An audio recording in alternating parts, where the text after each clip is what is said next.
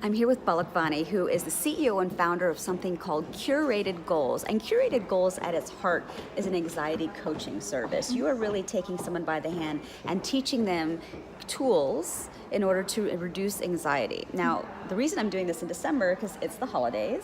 We all know that families can be anxiety provoking and stressful. Sure. I mean that in the nicest way. So what are some tips that you might want to share as you're getting ready to go to grandma's house that you could use right away in real time to kind of take some of that anxiety down? Yeah. Well, before I talk about that, I'm going to maybe talk a little bit about anxiety and stress in general, and Yeah. then maybe segue into that, if that's okay. Yeah, sure. So anxiety is usually, in my opinion, fear of the unknown, fear of uncertainty. But the key word here is fear. And when I say that, many people look at me a little bit weirdly and say, well, but I'm not scared. I'm just worried. I'm anxious, things like that. But deep down in your gut, there is a fear that is resulting in that surface level anxiety and stress and worry. So examples of fears that can result in anxiety are fear of judgment, fear of failure, fear of rejection, things like that, right? And these are things that you like to call core fears. Core fears, right? Yeah. Exactly. And remember, they sit in your gut. I'm pointing to my stomach right now. Yeah. So they kind of sit in your gut. So in terms of the holidays, you probably kind of know what you're worrying about by now. It's mid-December, right? Yeah. You probably already in the back of your mind know so-and-so is going to say this, or what if my mom asked me this, or what if grandma asked me this? Yeah. You know it. And what we naturally do when we have an anxious thought as humans is we often distract, block, or avoid. So we get that thought in our mind and we're like, oh, I'm just not going to think about that right now. Right. Or I'm just gonna push that thought away. But you're actually doing yourself a disservice by not kind of addressing it beforehand. Exactly, because when you distract, block, or avoid, actually your anxiety increases. So there's no point in doing that. So what I recommend is learning how to be kinder to yourself and learning how to accept yourself, external situations, and others.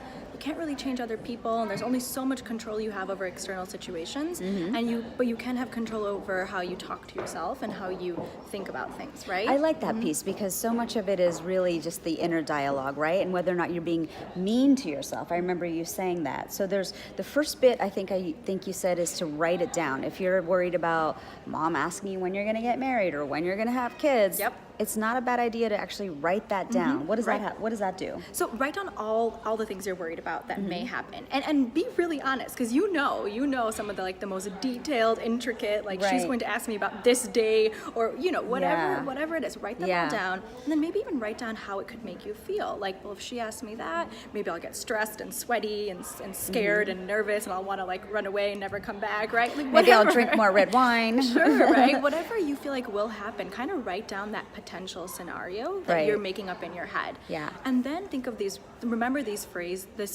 I accept, and then the words may and should.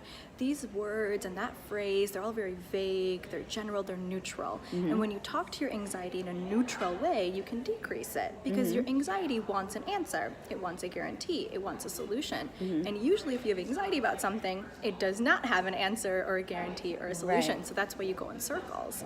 So instead, saying, okay, my mom may ask me when I'm going to get married. Right. She may do that.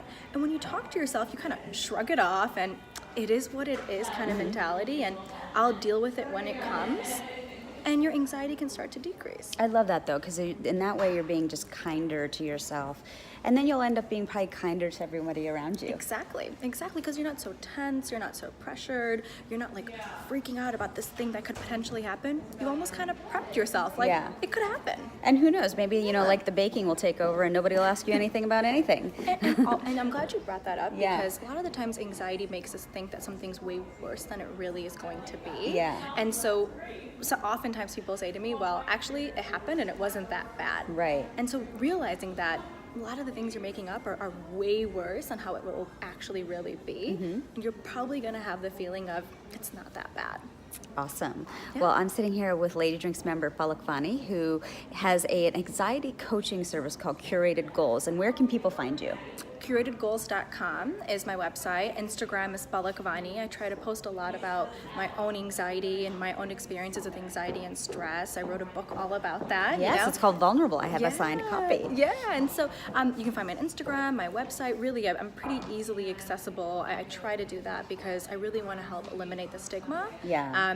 I really want people to start to feel okay being vulnerable and asking for help and talking about topics like this, just like we are right now. Yeah. This is how we start to decrease the stigma together. Amazing. Thank you so much, Palak. I think these are great, valuable tips to hopefully enjoy the holiday. Definitely. Happy holidays. Thank you.